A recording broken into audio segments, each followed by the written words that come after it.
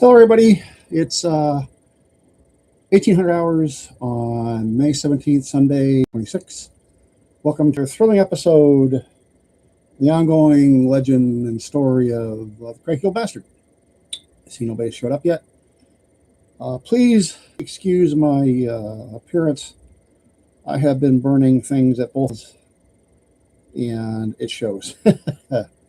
I just walked in from the studio a few moments ago. Um, It has been an interesting afternoon down here in the Ford jungle. We had a real heavy rainstorm come through, and the wise Lord knows we the water, so I'm not complaining about that. But everything feels like I should have gills instead of lungs. But that's happening. We live down. Nobody's shown up yet, so hopefully somebody will. Until then, I'm just going to sit here and ruminate and think and have myself some water because I am thirsty.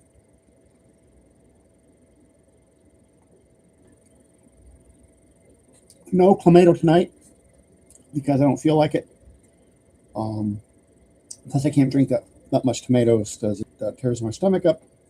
Thanks to all the stomach surgeries I had back in the early 1980s, back in my wild and woolly law enforcement days. So, but here's Salamander Armoury. Not much. Same old, same old. Get up, go bed, feed the wife, take care of the cats. Had a little bit of sadness happen.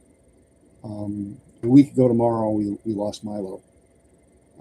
He just was diminishing, and the vet said there was really nothing much we can do. He stopped eating, he stopped drinking. He got real lethargic, and he was just in the worst way. That puts us down to only two more of the Las Vegas crew who came with us when we moved. That would be Stewie, our orange wonder kitty, and Obnoxious Sam. We're kind of worried about those two because they're getting up there in years, and we lost Simon a couple weeks ago, and now we lost Milo, and I am just torn up about it. But he gets so attached to these little fur balls. So,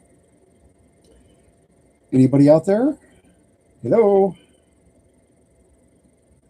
I don't know what to say. I mean, I'm at a loss for words here. It's going to be an interesting this week. I got a work to do out in the studio. I got to go do some medical stuff later on this week with Sue. Getting ready for some major things there. I'm trying to keep a roof overhead and bacon and beans on the table. I am running a sale on my goods that are on my website. The website address is below in the description. atar.com, atar.com. I will be putting some stuff up. One of which is one of the last remaining Japanese style swords I have. Not finished. I'm finishing that up now. I get when I did these blades for those books, I must have done 18 or 20 extra blades just in case something happens, And I was using those for the photographs. Let me take this damn thing off my head. And these are the ones that had extra. And so I'm about just about out of fittings. And I think this one will be Dragonfly fittings with it's going to be black and gray. That's a great combination. Oh my God, it is so gorgeous. The dark charcoal, swirly kind of gray over the black. It's just amazingly eye candy. So that'll be done this next week or so, next couple of days. That'll be on my website. And I'm gonna wait for somebody to show up to give you a preview of the piece I showed last week with the bowling ball material for the grip. And so far we are 4 minutes in, 5 minutes in, and nobody's here. Well, I'm going to talk here for a few more minutes, and I'll give you guys another 5 minutes, and then I'll show you the grip. Then I'm going to call it a night for this one. Maybe the novelty wore off. Nobody wants to talk to me. I don't know. Don't talk to me the way I am right now. I reek. Oh my God. Cats are following me around trying to let little fires away. One of them tried to bury me. But that's okay. Okay. I got an email a while back about the American Blade Society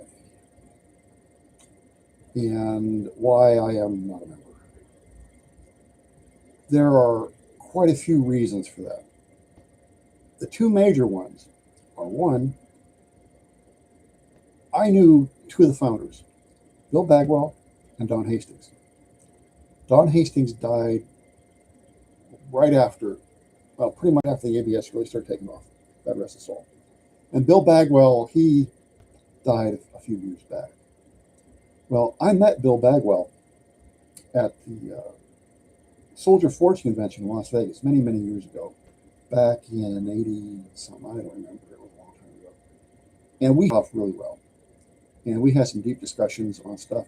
We both liked single-shot black powdered rifles, cartridge rifles. And he liked 45-90, and I liked 45-120. And I still have 45-120 in a high wall I had made. And we would sit around and we would talk knives and stuff like that. He was a big proponent of what he called the Hell's Bell. Boy, not like an 11-inch blade on it. And he really loved welded wire. Not cable, but welded wire. He would take drill rod or 1060, whatever it was he had laying around, round stock, basically 1/8 inch, weld, put that up into weld that, and then just, twist that up and do it. He thought that was the best stuff in the world. And it's good steel. I mean, it's 1060, 1070, 1084, 1095, 01, all good stuff. We're going to go with the called spring steel. I've been known to take the sewer snake, drain snakes. I know what steel's in there because I contacted the companies. That's 1084 spring steel. 1070, 1084, depending on the company. One company uses 1070, I only use 1084, but there's a stainless steel core running at the center in case it breaks, doesn't get stuck in your drain. Stainless steel cable. So, but that stuff is good steel. He was one of the founding masters in the ABS. And my paperwork going through there and everything else says, Jim, don't do it. He says, there's some changes going on. I'm not liking it. I'm going to resign. And that's it. Well, I took him and I didn't go any further with it. This was about the time my first book came out. Actually, before my first book came out. And then the first book hit, and it was just ugly. It got real ugly. Hey, Alex. How are you, my friend? I'm talking about the ABS. And it was just all over. They lambasted me about how dare you, it is a violation of this, that, and the other thing. I was thinking, that's exactly the attitude I was fighting against.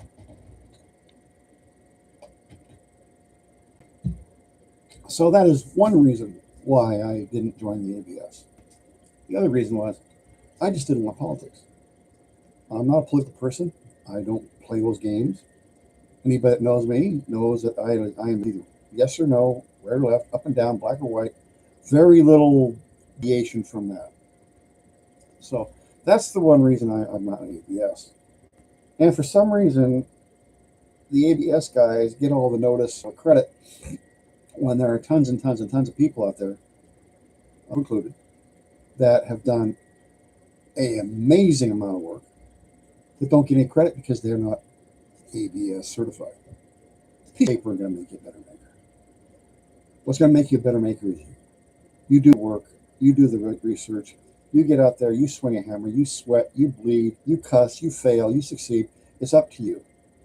The only thing ABS is going to do is cost you money and give you a heartache. So that's with any organization. Although some people have been pushing me to join the Knife Makers Guild. Here again, why? I don't have the time or the or the desire to go to these guild shows. I haven't been to a knife show in 20 years.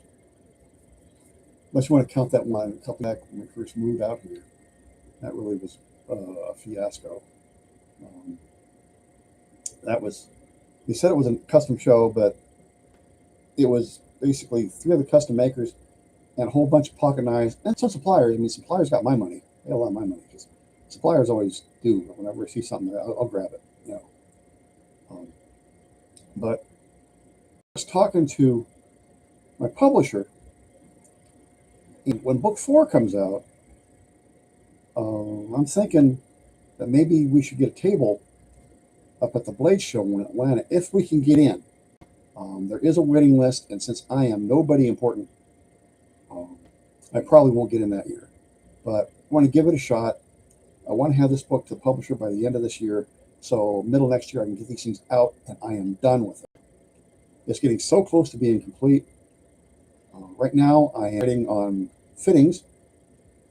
Again, how to cast bar stock, lost wax casting, open back casting, sand casting, lost wax casting with a vacuum caster. Try to build a vacuum caster, which is basically like building a vacuum chamber, except it's sealed with a hole in the top where you drop the vacuum flask and then suck all the air out and pour the metal in. It's real easy. More difficult to explain than it is actually to do. The trick with lost wax casting is making the mold prep right and make sure there's no bubbles and stuff in the investment that can cause, lung on your casting.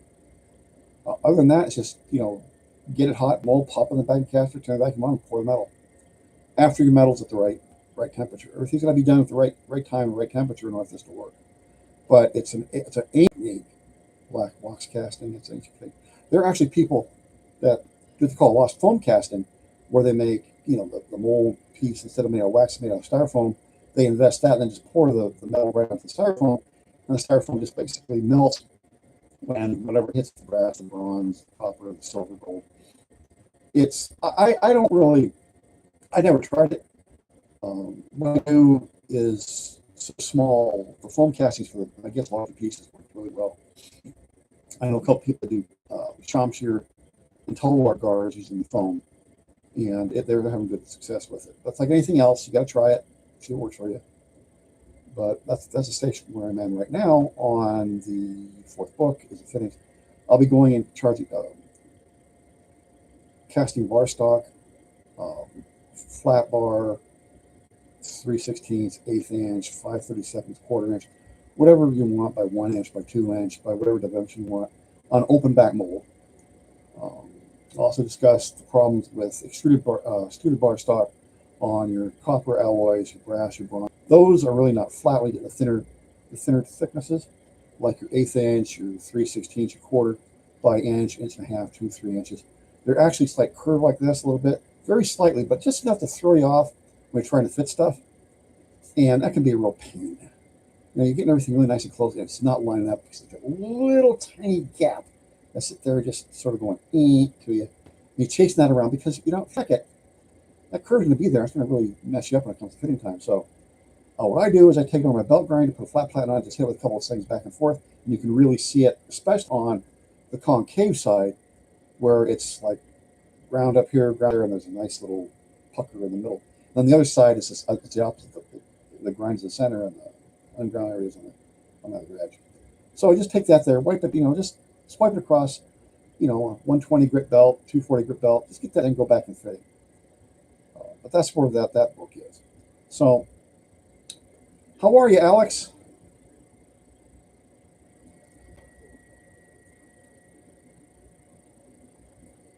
Alex? I think we lost him. He's around. He's just not talking. This is Alex Bellinger here. Is the best friend I ever had.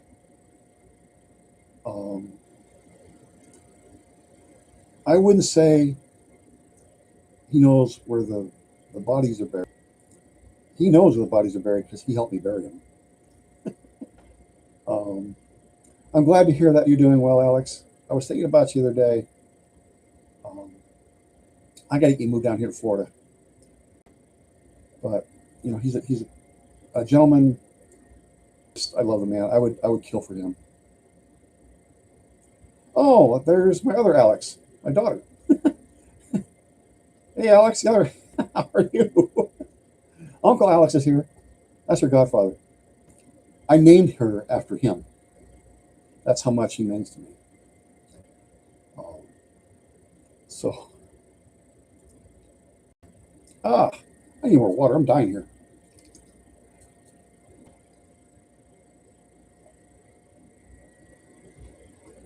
So it's like Old Home Week here today. Um, so anyway,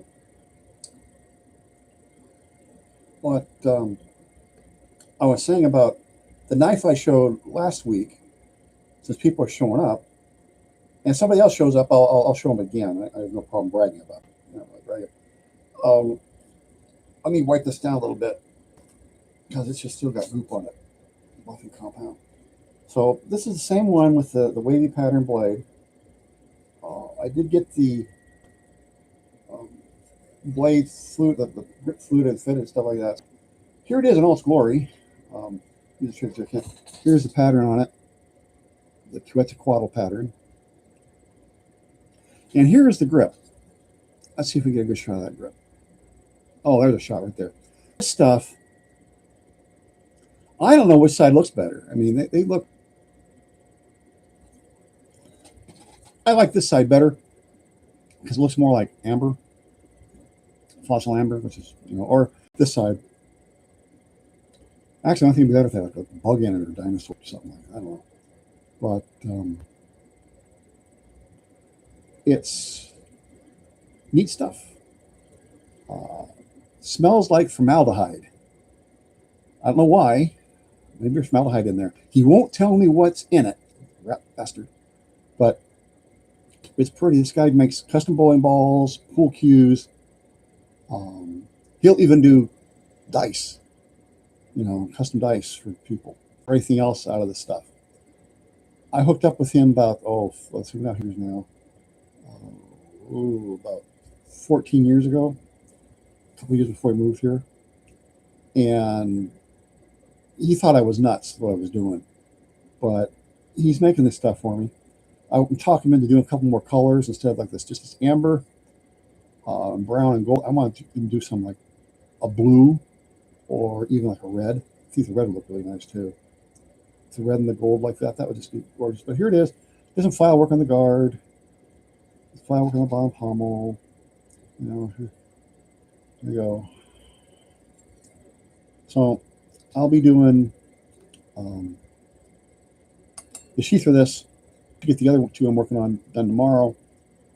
And then I'll show that next week if it's still around, because as soon as this gets off the assembly line, it's going up on the website because we need money.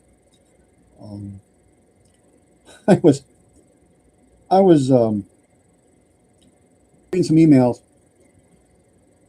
on various and sundry things, and it's going to get serious here now. All kidding aside.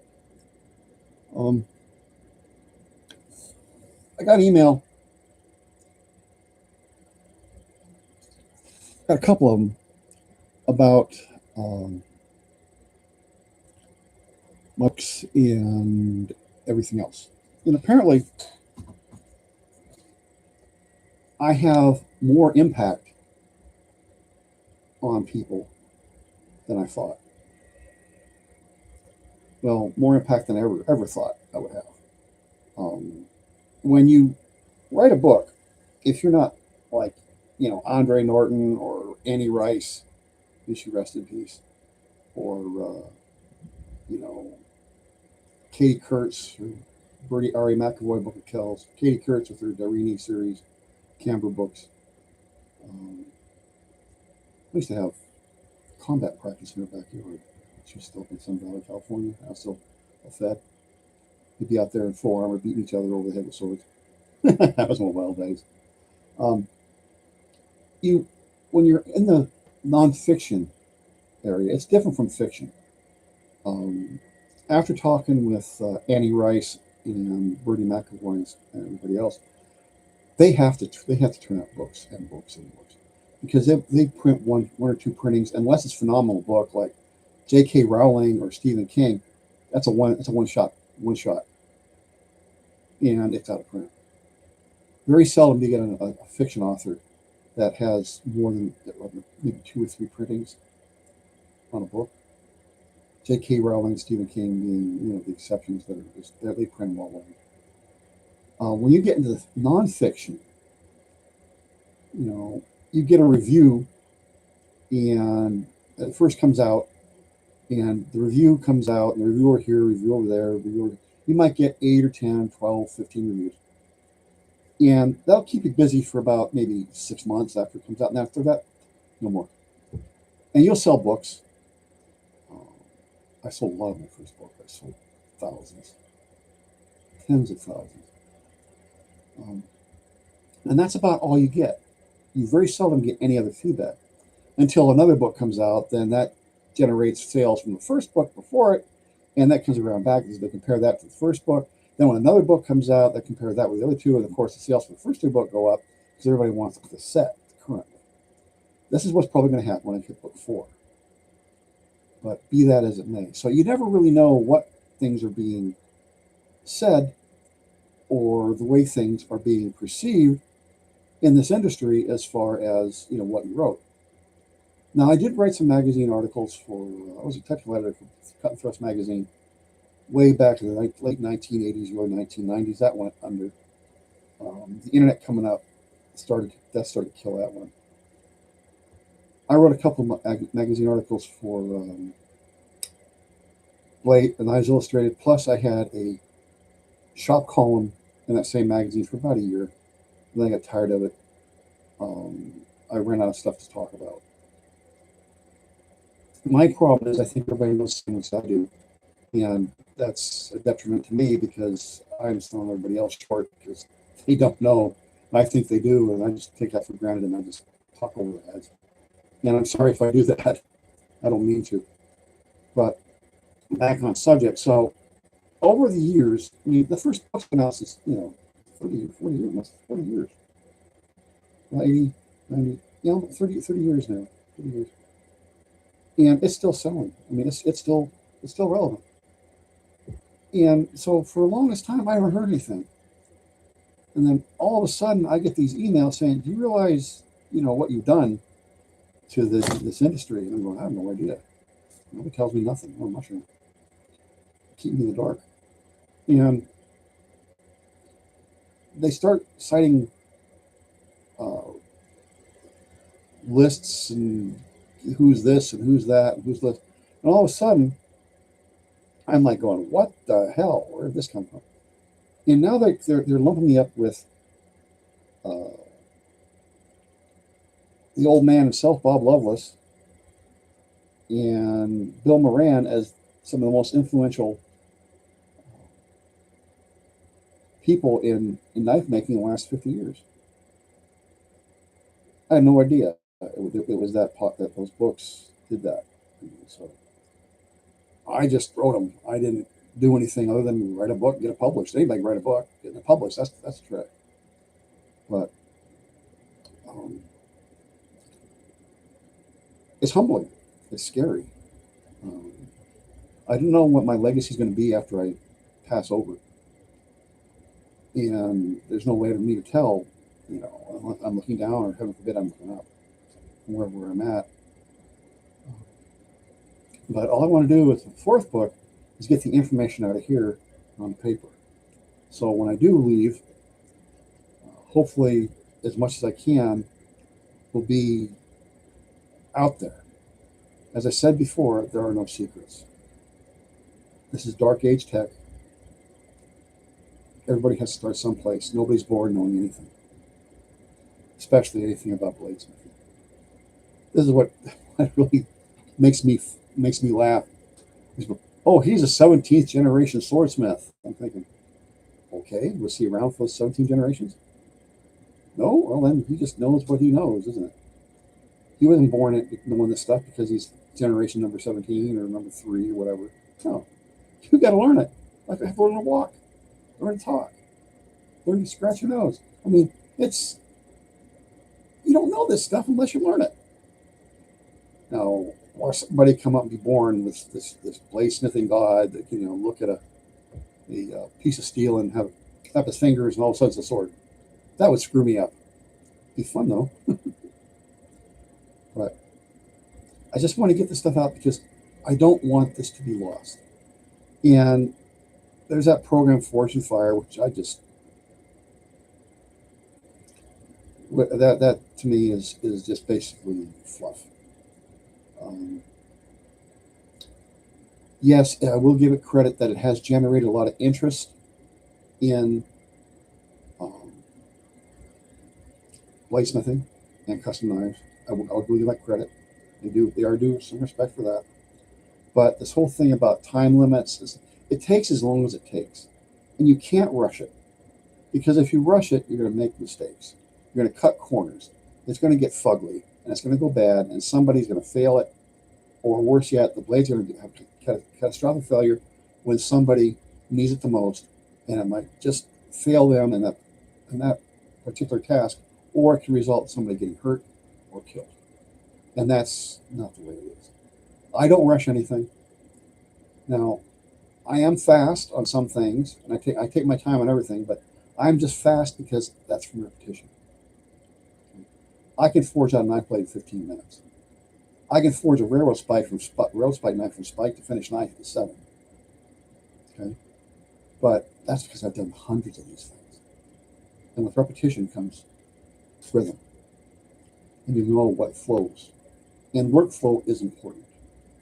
Um, I've always got 3 or 4 things going on.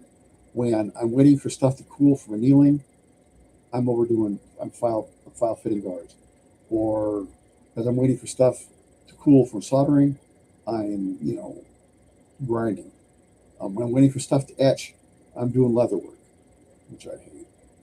But always doing something else. When I'm waiting for some lacquer to dry or some finish to harden up, I'm doing something else that's not dusty. I'm either doing file work or I'm, you know, fitting guards and pommels. It's one thing you can't have downtime because downtime's a waste. And we are just endowed with an unknown amount of time on this planet, and I want to make as much of it as I possibly can. And it's actually better for you to stay active and keep your hands going because then you don't get complacent and lazy, as I've seen so many other people do. And this all of a sudden, that's good enough. You know what? Good enough isn't good enough. You want to do your best with what you can at the time. And I recently found my first knife I ever made, and I might break that out in a couple of more weeks, maybe next month, once things settle down, and show you exactly how bad knife is. Oh God! But I was so proud of it. I made this when I was a teenager, and it's basically made out of old files and mild steel bar stock. Uh, I made it when I was, in the middle school, and it is the most hideous thing I've ever seen. But at that time, I was very proud of that knife, and it was one of the first pattern welded knives made in the what I call it the revival of pattern welding. Now, let me uh, go back before this so-called revival. Pattern welding was never lost. Okay, I don't know where people get this idea that they were.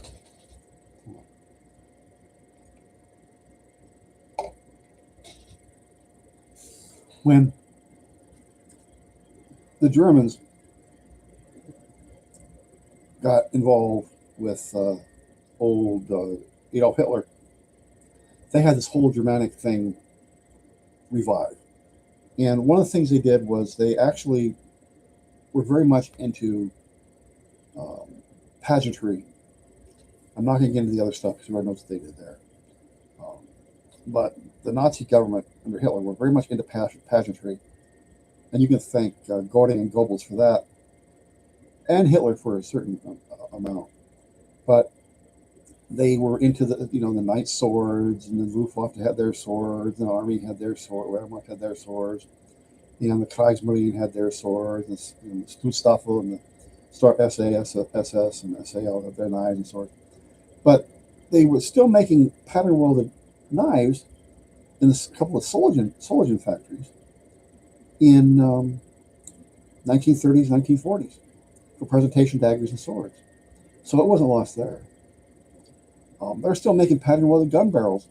They're still making pattern welded gun barrels for shotguns on special orders, and those are smokeless proof. But they're sleeved, so that's the one I've got. I'm working on. So for some reason, everybody thought it was lost. It's gone away. Never did. Like I said before, bow hickory John Anstey, they were doing pattern weld blades in the late 50s, early 60s, especially Anstey. He was really going crazy with the quote-unquote Viking sword that will bend but never break, and all sort of stuff. They actually got film of him working in a medieval Dark Age style blacksmith shop where he's twisting the cores with a staple shackle in the stump, and they're twisting it and stuff like that, just filing everything down. He worked his ass off in those blades, and they were gorgeous. But he didn't gain credit either. Neither did Bo Hickory, which is sad. I did not care. I do not care for Mr. Hickory's outlook on things, but you got to give him respect because he was doing the work, and for that, we got to be grateful because he did keep it going. But Moran came up in the early 1970s. About the time I made my first pattern weld knife in middle school, senior year of middle school, and he went bonkers. So that was the beginning of the revival of modern pattern welding, and from there, the rest is history. So I came along and wrote the books, and all of a sudden I'm getting all this credit. Why, I don't know. All I did was write a couple books, and I got them published. So I guess that's what I did. I did a pretty good job making knives. I could be better at a couple things. I can, I need to be better at my work. That's for sure. Anyway, that's the way that goes on there. We don't know what else to say. We've got two people in here. Both named Alex. So anyway, I'm going to go ahead and cut this off for now. I've been talking for half an hour. I want to thank you both and everybody else that watches this later after I sign off here for dropping by. Please hit the subscribe button. Please hit the like button. I'm trying to get about 3,000 subscribers. I'm closing in. I'm about 150 away. Tell your friends, neighbors, classmates, co-workers about my channel here. Force them to watch it. Smack them about the head and shoulders if I do. Make sure they hit the subscribe button. Make sure they hit the like button. And thank you once again for stopping by. And Alex, my friend, I love you, brother. Stay safe. Don't do anything I would do. And Alex, my daughter, love you. Give my love to the grandkids. I'm sure Sue will be writing to you shortly.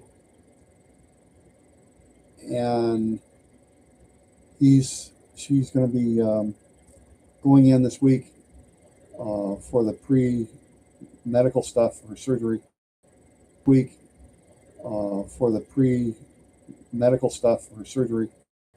Most welcome, my friend. I owe you. I owe you more than I could ever repay. So have a wonderful evening, everybody. May the wise Lord bless and keep you. One last shot of the fluted dagger here.